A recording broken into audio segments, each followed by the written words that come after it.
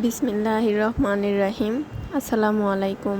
সবাই কেমন আছেন? আশা করছি আলহামদুলিল্লাহ সবাই ভালো আছেন। আমিও ভালো আছি। তো আজকে আরেকটি মজাদার রেসিপি নিয়ে চলে আসলাম। রেসিপিটি হলো তেলাপিয়া মাছের টমেটো আর কাঁকরোল দিয়ে একটা ঝোলের তরকারি। তো এটার জন্য শুরুতেই আমি নিয়ে নিয়েছি মাছ, লবণ হলুদে আগেই মাখায় রাখছি। এখানে আছে টমেটো, পেঁয়াজ আর কাঁকরোলের সাথে লবণ আর হলুদ মিশিয়ে রেখেছি, যেটা আমি ভাজার সময় ব্যবহার করব।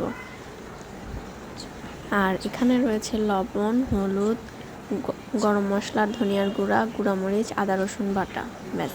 তো শুরুতেই আমি মাছটা ভালোভাবে ভেজে নিব।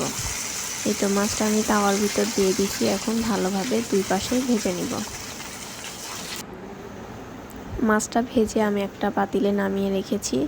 একই তেলে আমি কাঁকরোল যে রেখেছিলাম লবণ আর হলুদ দিয়ে রেখে, তো এই কাঁকরোলটা ভালোভাবে দুই পাশেই ভেজে নিব।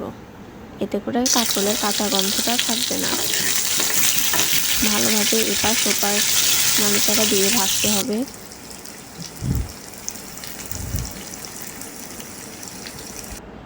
এই তো কাঁকরোলটা আমার ভেজে নেওয়া হয়ে গেছে। একই তেলে আমি টমেটো কেটে রেখেছিলাম। এই টমেটোগুলো হালকা লবণ আর হলুদ দিয়ে ভালোভাবে ভেজে নিব। টমেটোটাও ভাজার কারণ হচ্ছে এটার ভিতরে যে একটা কাঁচা গন্ধ থাকে, এটা যার যার কাছে রুচির বিষয়। কেউ নিলে নিতে পারেন, কেউ নাও ভাজতে পারেন। তো যাই হোক, টমেটোটা ভেজে নেওয়া হয়ে গেছে। এখন আমি একটা পাতিলে পরিমাণ মতো তেল দিয়ে পেঁয়াজটা ভালোভাবে ভেজে নিব।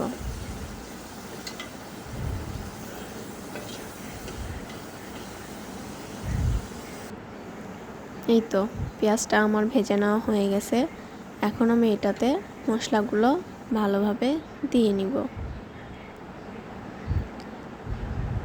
এই তো লবণ, হলুদ, গুঁড়ামরিচ, আদা রসুন বাটা ইত্যাদি এগুলো মশলা দিয়ে ভালোভাবে নেড়ে চেড়ে অনেকক্ষণ যাবৎ কষিয়ে নিব।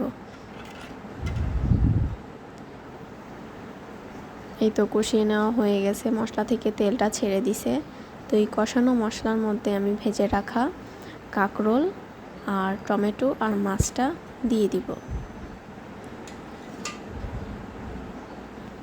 এই তো মাছটা আমি দিয়ে দিছি, সব কিছুই দিয়ে দেওয়া হয়ে গেছে। এখন হালকাভাবে কিছুক্ষণ নাড়াচাড়া দিয়ে নিব। দিয়ে পানি পরিমাণ মতো পানি দিব, ঝোল আর কি। এটা আপনাদের যে যার পরিমাণ মতো দিয়ে নেবেন। দিয়ে কিছুটা ধনেপাতা উপরে দিয়ে দিব। এরপর ভালোভাবে কিছুক্ষণ বলকিয়ে নিব। এই তো বলকিয়ে নেওয়া হয়ে গেছে। তো তৈরি হয়ে গেল আজকে তেলাপিয়া মাছের কাঁকরোল দিয়ে ঝোল। তো রেসিপিটি যদি ভালো লেগে থাকে অবশ্যই আমার ভিডিওটা শেয়ার করে দিবেন, আর বাসায় অবশ্যই রেসিপিটা ট্রাই করবেন। তো আজকে এই পর্যন্তই। সবাই ভালো থাকুন, সুস্থ থাকুন, নিরাপদে থাকুন। আর আমার ভুল ত্রুটি হলে সবাই ক্ষমা দৃষ্টিতে দেখবেন, আর সবাই আমাকে একটু সাপোর্ট করে যাবেন। আল্লাহ হাফেজ।